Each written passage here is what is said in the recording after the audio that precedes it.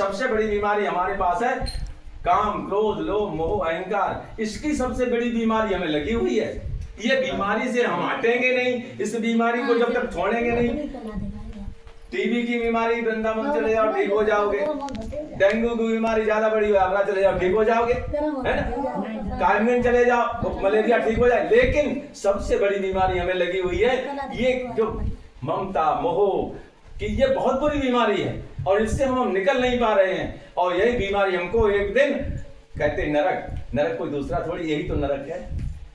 पहले हम बच्चे के चक्कर में, अपने शादी की बच्चे के चक्कर, अपने चक्कर में, फिर बच्चा बड़ा हो गया उसकी शादी के चक्कर में, फिर बच्चा बड़ा हो गया जब वो घर में आई, अब दादी के चक्कर में।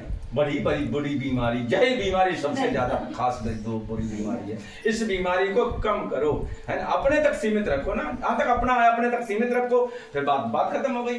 भाई बच्चे सक्षम हो जाएं, आपके परिवार में आपके बच्चे सक्षम हो गए, आराम से अब हरि की भजन की तरफ 50 साल तक तो अंदर का देखना चाहिए। 50 सालों का अंदर को भाई देखोगे नहीं तो इसकी पुताई करनी, रंगाई करनी है ना, घड़ी साफ करनी है, पर्दा गंदा है इसको धोना है। 50 साल तक, और 50 साल के जब हम हो गए फिर क्या करना चाहिए? अब तो लड़का बहू घर में आइए, फिर हमें क्या करना चाहिए? बहराल को निकलो और धोने वाले, घड़ी साफ करने वाले दूसरे हमारे घर में आ गए हैं। अब हमें घर में अंदर नहीं घुसना चाहिए, हमें बाहर रहना चाहिए। बाहर का मतलब अब हरि भजन में अपना मन लगाना चाहिए, इन सब से मन को हटाना, क्योंकि हमारे बदले इन काम करने वाले दूसरे आ गए।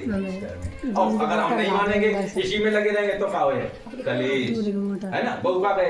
डोकरा करो ना, शर्म लगती है यही प्यार है और डोकरा प्यार करिए।